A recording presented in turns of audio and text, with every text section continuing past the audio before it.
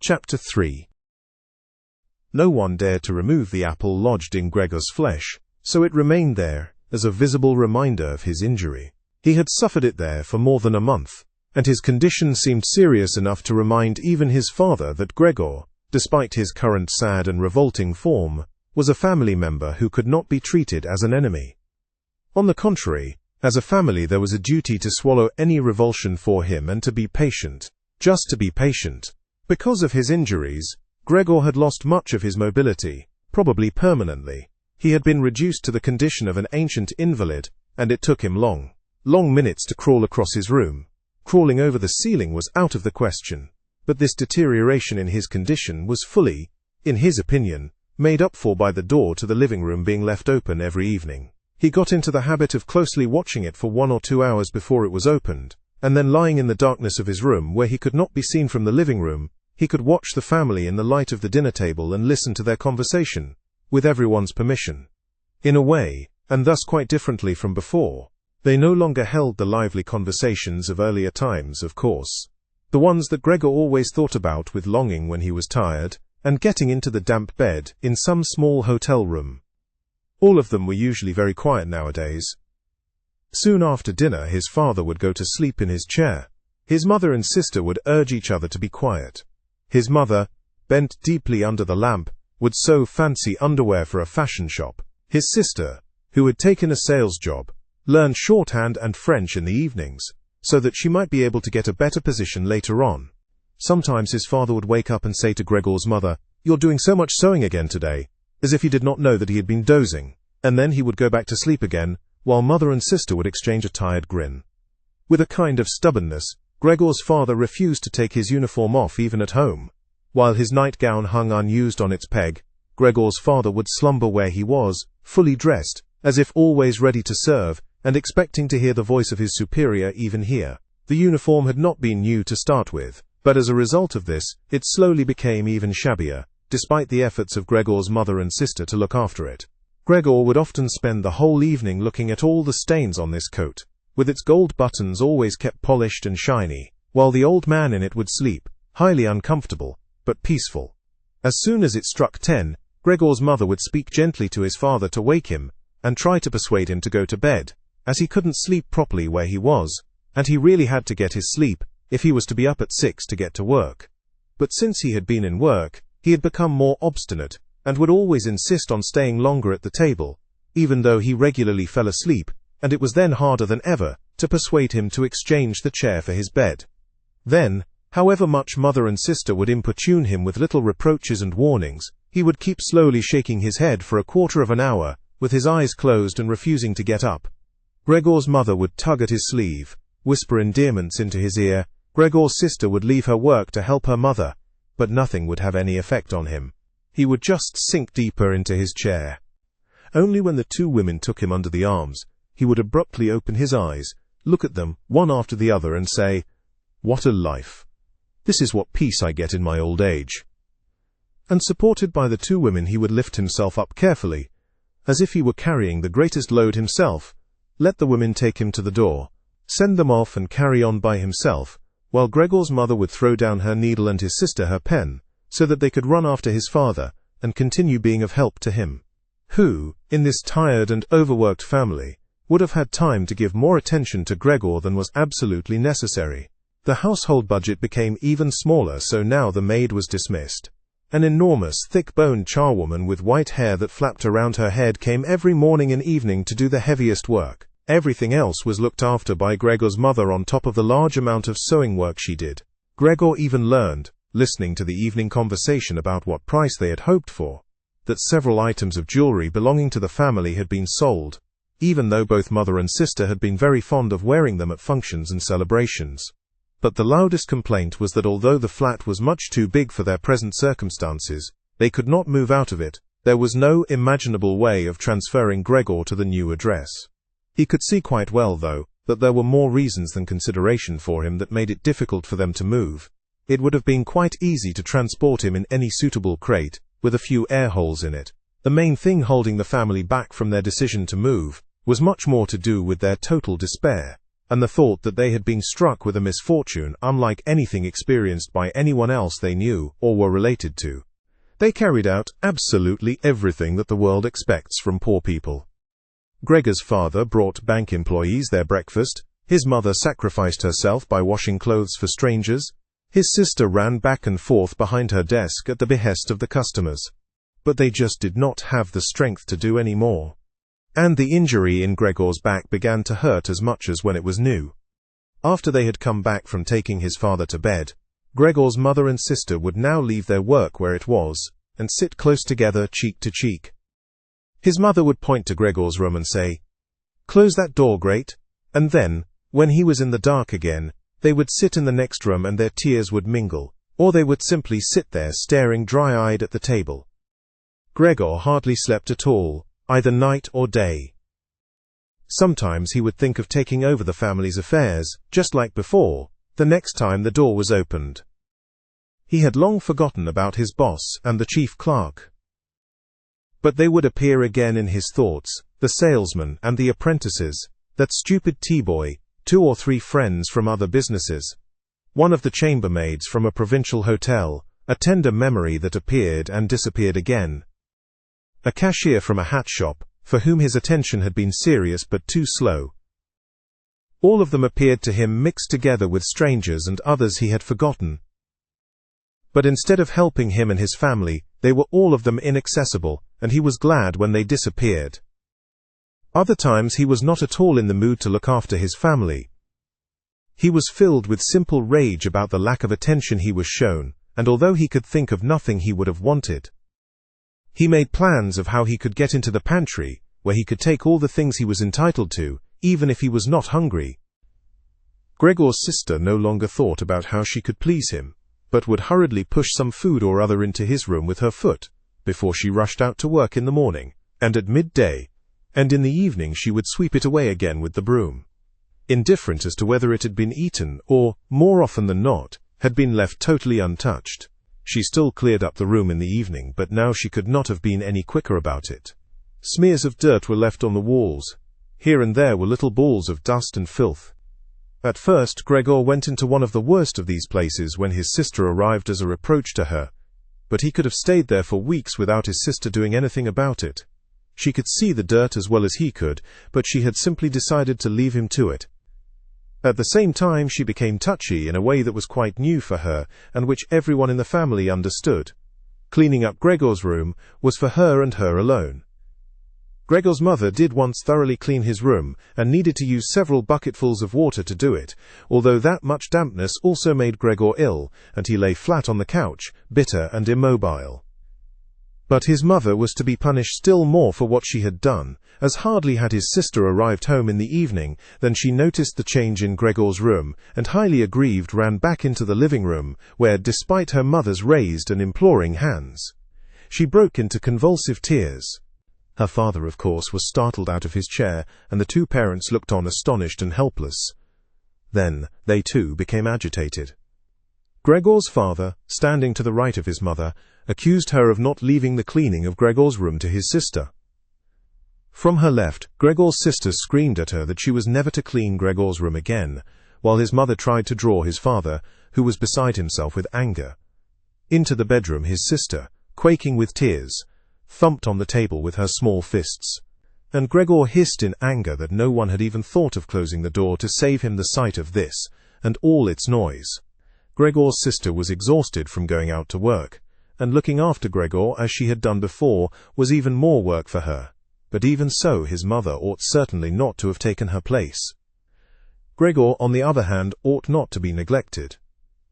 Now, though, the charwoman was here. This elderly widow, with a robust bone structure that made her able to withstand the hardest of things in her long life, wasn't really repelled by Gregor. Just by chance one day, rather than any real curiosity, she opened the door to Gregor's room and found herself face to face with him. He was taken totally by surprise. No one was chasing him, but he began to rush to and fro while she just stood there in amazement with her hands crossed in front of her. From then on, she never failed to open the door slightly every evening and morning and look briefly in on him. At first she would call to him as she did so with words that she probably considered friendly, such as, "Come on then, you old dung beetle," or "Look at the old dung beetle there."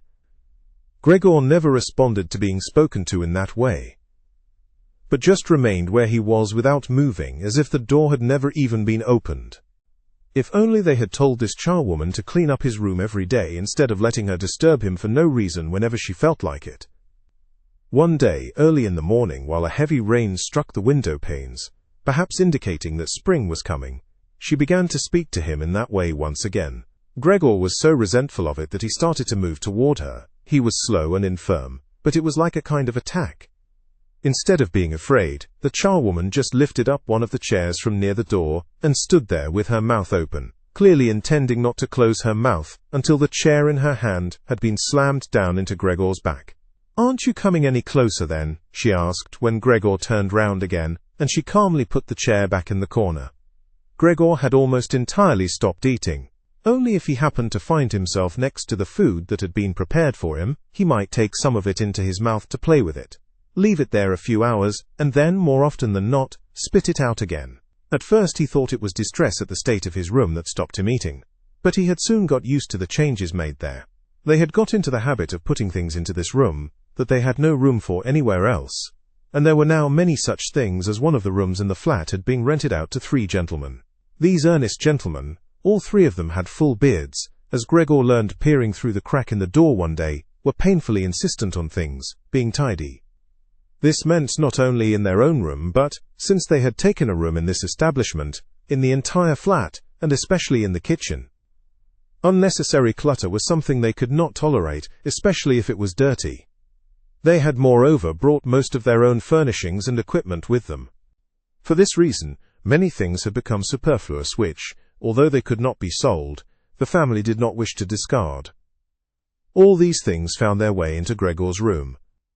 The dustbins from the kitchen found their way in there too. The charwoman was always in a hurry, and anything she couldn't use for the time being she would just chuck in there. He, fortunately, would usually see no more than the object and the hand that held it. The woman most likely meant to fetch the things back out again when she had time and the opportunity, or to throw everything out in one go. But what actually happened was that they were left where they landed when they had first been thrown, unless Gregor made his way through the junk and moved it somewhere else. At first he moved it because, with no other room free where he could crawl about, he was forced to, but later on he came to enjoy it, although moving about in that way left him sad and tired to death, and he would remain immobile for hours afterwards.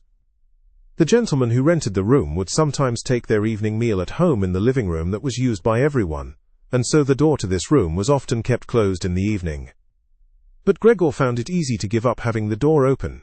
He had, after all, often failed to make use of it when it was open, and, without the family having noticed it, lain in his room in its darkest corner. One time, though, the charwoman left the door to the living room slightly open, and it remained open when the gentleman who rented the room came in the evening, and the light was put on. They sat up at the table where, formerly, Gregor had taken his meals with his father and mother. They unfolded the serviettes and picked up their knives and forks. Gregor's mother immediately appeared in the doorway with a dish of meat, and soon behind her came his sister, with a dish piled high with potatoes. The food was steaming, and filled the room with its smell. The gentlemen bent over the dishes set in front of them, as if they wanted to test the food before eating it, and the gentleman in the middle, who seemed to count as an authority for the other 2, did indeed cut off a piece of meat, while it was still in its dish, clearly wishing to establish whether it was sufficiently cooked, or whether it should be sent back to the kitchen. It was to his satisfaction, and Gregor's mother and sister, who had been looking on anxiously, began to breathe again and smiled. The family themselves ate in the kitchen. Nonetheless, Gregor's father came into the living room before he went into the kitchen, bowed once with his cap in his hand, and did his round of the table. The gentlemen stood as one, and mumbled something into their beards. Then, once they were alone, they ate in near-perfect silence.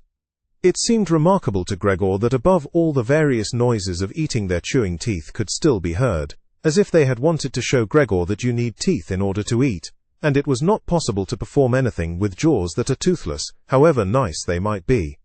"I'd like to eat something," said Gregor anxiously, "but not anything like they're eating. They do feed themselves, and here I am dying."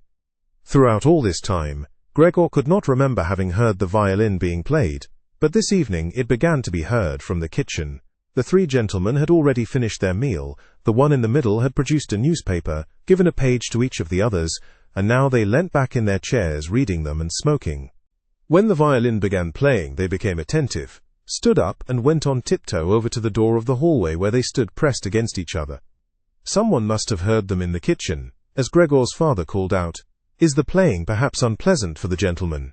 We can stop it straight away." "On the contrary," said the middle gentleman. "Would the young lady not like to come in and play for us here in the room, where it is after all much more cozy and comfortable?" "Oh, yes, we'd love to," called back Gregor's father as if he had been the violin player himself. The gentleman stepped back into the room and waited. Gregor's father soon appeared with the music stand, his mother with the music and his sister with the violin. She calmly prepared everything for her to begin playing. His parents, who had never rented a room out before, and therefore showed an exaggerated courtesy towards the three gentlemen, did not even dare to sit on their own chairs. His father leant against the door, with his right hand pushed in between two buttons on his uniform coat. His mother, though, was offered a seat by one of the gentlemen and sat, leaving the chair where the gentleman happened to have placed it, out of the way in a corner. His sister began to play. Father and mother paid close attention, one on each side, to the movements of her hands. Drawn in by the playing, Gregor had dared to come forward a little, and already had his head in the living room. Before he had taken great pride in how considerate he was, but now it hardly occurred to him that he had become so thoughtless about the others. What's more, there was now all the more reason to keep himself hidden, as he was covered in the dust that lay everywhere in his room, and flew up at the slightest movement. He carried threads, hairs and remains of food about on his back and sides. He was much too indifferent to everything now to lay on his back and wipe himself on the carpet like he had used to do several times a day. And despite this condition, he was not too shy to move forward a little onto the immaculate floor of the living room. No one noticed him, though. The family was totally preoccupied with the violin playing. At first the three gentlemen had put their hands in their pockets and come up far too close behind the music stand to look at all the notes being played. And they must have disturbed Gregor's sister, but soon, in contrast with the family, they withdrew back to the window with their heads sunk and talking to each other at half volume, and they stayed by the window, while Gregor's father observed them anxiously. It really now seemed very obvious that they had expected to hear some beautiful or entertaining violin playing but had been disappointed, that they had had enough of the whole performance, and it was only now out of politeness that they allowed their peace to be disturbed. It was especially unnerving, the way they all blew the smoke from their cigarettes upwards from their mouth and noses. Yet Gregor's sister was playing so beautifully. Her face was leant to one side, following the lines of music with a careful and melancholy expression. Gregor crawled a little further forward, keeping his head close to the ground so that he could meet her eyes if the chance came. Was he an animal if music could captivate him so? It seemed to him that he was being shown the way to the unknown nourishment he had been yearning for. He was determined to make his way forward to his sister and tug at her skirt to show her she might come into his room with her violin, as no one appreciated her playing here as much as he would. He never wanted to let her out of his room, not while he lived. Anyway, his shocking appearance should, for once, be of some use to him. He wanted to be at every door of his room at once to hiss and spit at the attackers. His sister should not be forced to stay with him, though, but stay of her own free will. She would sit beside him on the couch with her ear bent down to him, while he told her how he had always intended to send her to the conservatory, how he would have told everyone about it last Christmas. Had Christmas really come and gone already, if this misfortune hadn't got in the way, and refused to let anyone dissuade him from it? On hearing all this, his sister would break out in tears of emotion, and Gregor would climb up to her shoulder and kiss her neck, which, since she had been going out to work, she had kept free without any necklace or collar. "Mr. Samsa!" shouted the middle gentleman to Gregor's father, pointing, without wasting any more words, with his forefinger at Gregor, as he slowly moved forward. The violin went silent. The middle of the three gentlemen first smiled at his two friends, shaking his head, and then looked back at Gregor. His father seemed to think it more important to calm the three gentlemen before driving Gregor out, even though they were not at all upset, and seemed to think Gregor was more entertaining than the violin playing had been. He rushed up to them with his arms spread out, and attempted to drive them back into their room at the same time as trying to block their view of Gregor with his body. Now they did become a little annoyed, and it was not clear whether it was his father's behavior that annoyed them, or the dawning realization that they had had a neighbor like Gregor in the next room without knowing it. They asked Gregor's father for explanations, raised their arms like he had, tugged excitedly at their beards and moved back towards their room only very slowly. Meanwhile, Gregor's sister had overcome the despair she had fallen into when her playing was suddenly interrupted. She had let her hands drop and let violin and bow hang limply for a while, but continued to look at the music as if still playing, but then she suddenly pulled herself together, laid the instrument on her mother's lap, who still sat laboriously struggling for breath where she was, and ran into the next room which, under pressure from her father, the three gentlemen were more quickly moving toward. Under his sister's experienced hand, the pillows and covers on the beds flew up and were put into order, and she had already finished making the beds, and slipped out again, before the three gentlemen had reached the room. Gregor's father seemed so obsessed with what he was doing that he forgot all the respect he owed to his tenants. He urged them and pressed them until, when he was already at the door of the room, the middle of the three gentlemen shouted like thunder and stamped his foot, and thereby brought Gregor's father to a halt. "I declare here and now," he said, raising his hand and glancing at Gregor's mother and sister to gain their attention too, "that with regard to the repugnant conditions that prevail in this flat and with this family," here he looked briefly but decisively at the floor, "I give immediate notice on my room. For the days that I have been living here, I will of course pay nothing at all. On the contrary, I will consider whether to proceed with some kind of action for damages from you, and believe me, it would be very easy to set out the grounds for such an action." He was silent and looked straight ahead as if waiting for something. And indeed, his two friends joined in with the words, "And we also give immediate notice." With that, he took hold of the door handle and slammed the door. Gregor's father staggered back to his seat, feeling his way with his hands, and fell into it. It looked as if he was stretching himself out for his usual evening nap, but from the uncontrolled way his head kept nodding, it could be seen that he was not sleeping at all. Throughout all this, Gregor had lain still where the three gentlemen had first seen him.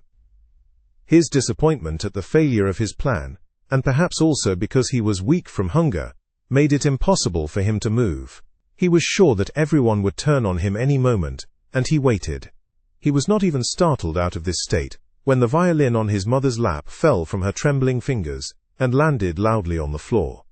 "Father, mother," said his sister, hitting the table with her hand as introduction. "We can't carry on like this. Maybe you can't see it, but I can. I don't want to call this monster my brother. All I can say is, we have to try and get rid of it. We've done all that's humanly possible to look after it and be patient. I don't think anyone could accuse us of doing anything wrong." "She's absolutely right," said Gregor's father to himself. His mother, who still had not had time to catch her breath, began to cough dully, her hand held out in front of her, and a deranged expression in her eyes. Gregor's sister rushed to his mother and put her hand on her forehead. Her words seemed to give Gregor's father some more definite ideas.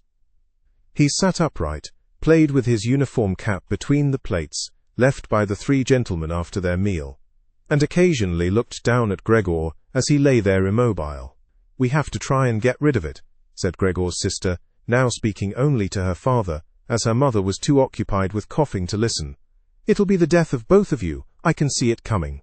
We can't all work as hard as we have to, and then come home to be tortured like this. We can't endure it. I can't endure it any more." And she broke out so heavily in tears that they flowed down the face of her mother, and she wiped them away with mechanical hand movements. "My child," said her father with sympathy and obvious understanding, "what are we to do?" His sister just shrugged her shoulders as a sign of the helplessness and tears that had taken hold of her, displacing her earlier certainty. "If he could just understand us," said his father almost as a question. His sister shook her hand vigorously through her tears, as a sign that of that there was no question. "If he could just understand us," repeated Gregor's father, closing his eyes in acceptance of his sister's certainty that that was quite impossible, "then perhaps we could come to some kind of arrangement with him.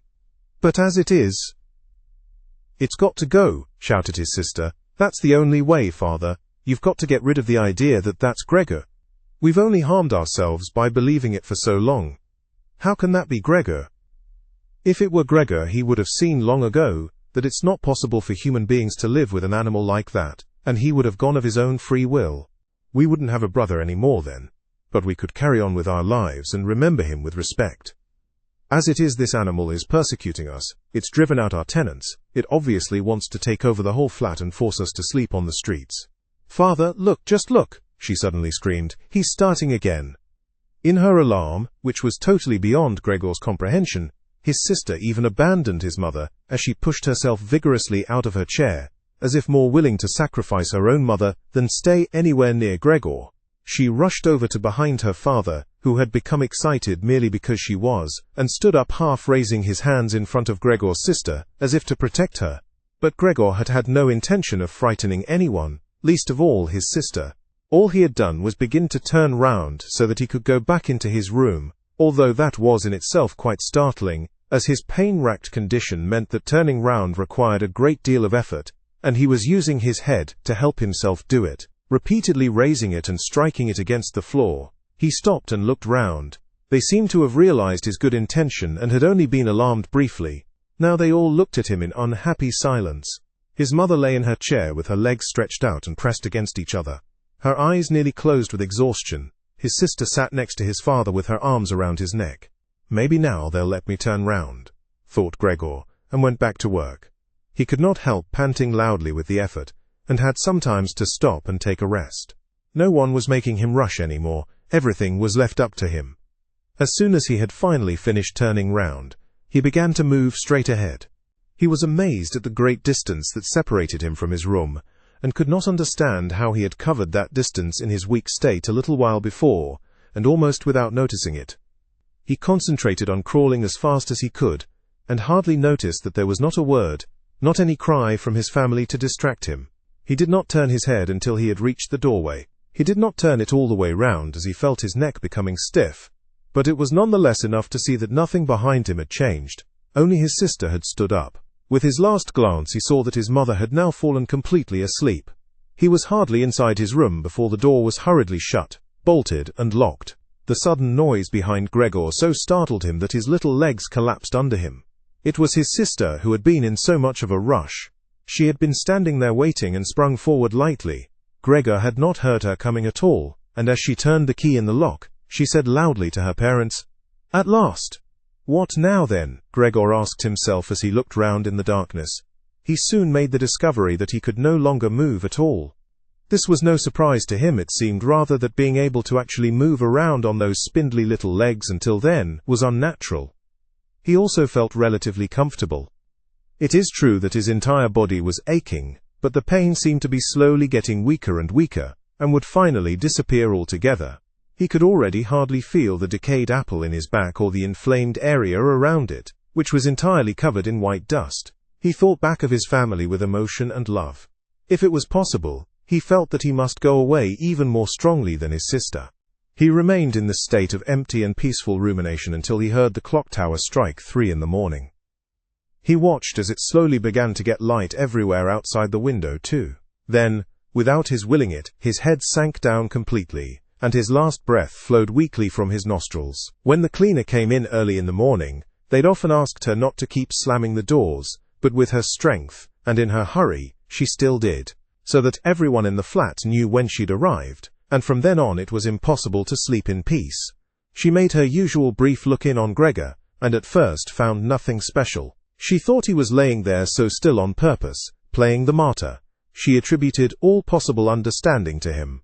She happened to be holding the long broom in her hand, so she tried to tickle Gregor with it from the doorway. When she had no success with that, she tried to make a nuisance of herself and poked at him a little, and only when she found she could shove him across the floor with no resistance at all did she start to pay attention. She soon realized what had really happened, opened her eyes wide, whistled to herself, but did not waste time to yank open the bedroom doors and shout loudly into the darkness of the bedrooms. "Come in, haven't you a look at this? It's dead, just lying there, stone dead." Mr. and Mrs. Samsa sat upright there in their marriage bed, and had to make an effort to get over the shock caused by the cleaner before they could grasp what she was saying. But then, each from his own side, they hurried out of bed. Mr. Samsa threw the blanket over his shoulders. Mrs. Samsa just came out in her nightdress, and that is how they went into Gregor's room. On the way, they opened the door to the living room where Grete had been sleeping since the three gentlemen had moved in. She was fully dressed as if she had never been asleep, and the paleness of her face seemed to confirm this. "Dead?" asked Mrs. Samsa, looking at the charwoman inquiringly, even though she could have checked for herself and could have known it even without checking. "That's what I said," replied the cleaner, and to prove it she gave Gregor's body another shove with the broom, sending it sideways across the floor. Mrs. Samsa made a movement as if she wanted to hold back the broom, but did not complete it. "Now then," said Mr. Samsa, "let's give thanks to God for that." He crossed himself, and the three women followed his example. Grete, who had not taken her eyes from the corpse, said, "Just look how thin he was. He didn't eat anything for so long. The food came out again just the same as when it went in." Gregor's body was indeed completely dried up and flat. They had not seen it until then. But now he was not lifted up on his little legs. Nor did he do anything to make them look away. "Grete, come with us in here for a little while," said Mrs. Samsa with a pained smile. And Grete followed her parents into the bedroom, but not without looking back at the body. The cleaner shut the door and opened the window wide. Although it was still early in the morning, the fresh air had something of warmth mixed in with it. It was already the end of March, after all. The three gentlemen stepped out of their room and looked round in amazement for their breakfasts. They had been forgotten about. "Where is our breakfast?" the middle gentleman asked the cleaner irritably. She just put her finger on her lips and made a quick and silent sign to the men that they might like to come into Gregor's room. They did so, and stood around Gregor's corpse with their hands in the pockets of their well-worn coats. It was now quite light in the room. Then the door of the bedroom opened, and Mr. Samsa appeared in his uniform, with his wife on one arm and his daughter on the other.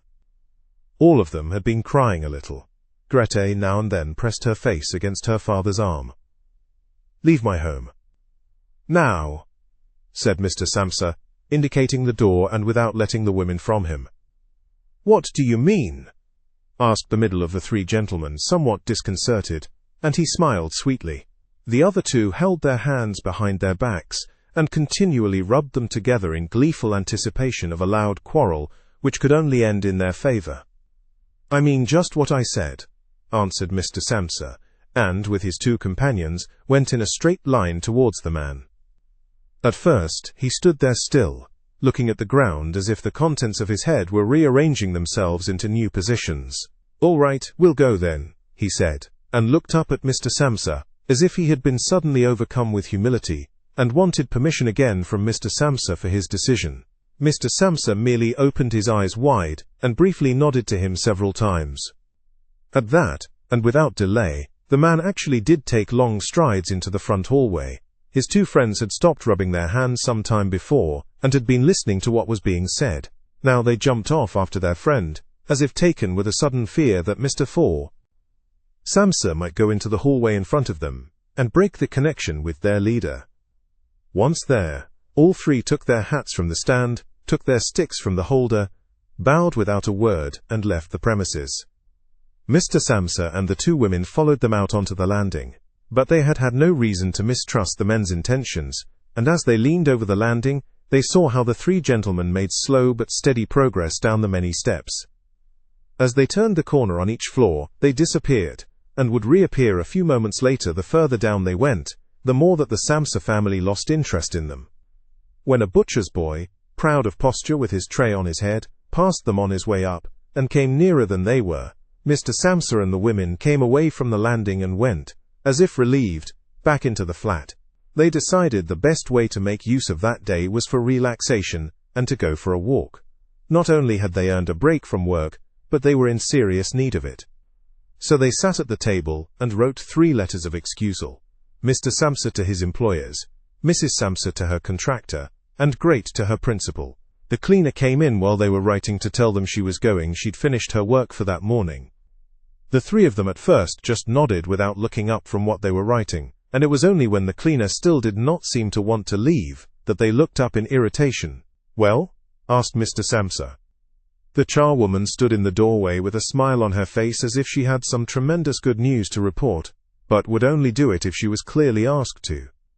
The almost vertical little ostrich feather on her hat, which had been a source of irritation to Mr. Samsa, all the time she had been working for them, swayed gently in all directions. "What is it you want, then?" asked Mrs. Samsa, whom the cleaner had the most respect for. "Yes," she answered, and broke into a friendly laugh that made her unable to speak straight away. "Well then, that thing in there, you needn't worry about how you're going to get rid of it. That's all been sorted out." Mrs. Samsa and Grat bent down over their letters, as if intent on continuing with what they were writing. Mr. Samsa saw that the cleaner wanted to start describing everything in detail, but, with outstretched hand, he made it quite clear that she was not to. So as she was prevented from telling them all about it, she suddenly remembered what a hurry she was in, and, clearly peeved, called out, "Cheerio then, everyone," turned round sharply and left, slamming the door terribly as she went. "Tonight she gets sacked," said Mr. Samsa, but he received no reply from either his wife or his daughter, as the charwoman seemed to have destroyed the peace they had only just gained. They got up and went over to the window, where they remained with their arms around each other. Mr. Samsa twisted round in his chair to look at them and sat there watching for a while. Then he called out, "Come here then. Let's forget about all that old stuff, shall we? Come and give me a bit of attention." The two women immediately did as he said, hurrying over to him, where they kissed him and hugged him, and then they quickly finished their letters. After that, the three of them left the flat together, which was something they had not done for months, and took the tram out to the open country outside the town. They had the tram, filled with warm sunshine, all to themselves. Leant back comfortably on their seats, they discussed their prospects and found that on closer examination they were not at all bad. Until then they had never asked each other about their work. But all three had jobs which were very good, and held particularly good promise for the future. The greatest improvement for the time being, of course, would be achieved quite easily by moving house. What they needed now was a flat that was smaller and cheaper than the current one which had been chosen by Gregor, one that was in a better location and, most of all, more practical. All the time, Great was becoming livelier. With all the worry they had been having of late, her cheeks had become pale. But, while they were talking, Mr. and Mrs. Samsa were struck, almost simultaneously, with the thought of how their daughter was blossoming into a well-built and beautiful young lady. They became quieter. Just from each other's glance, and almost without knowing it, they agreed that it would soon be time to find a good man for her. And, as if in confirmation of their new dreams and good intentions, as soon as they reached their destination, Greet was the first to get up and stretch out her young body.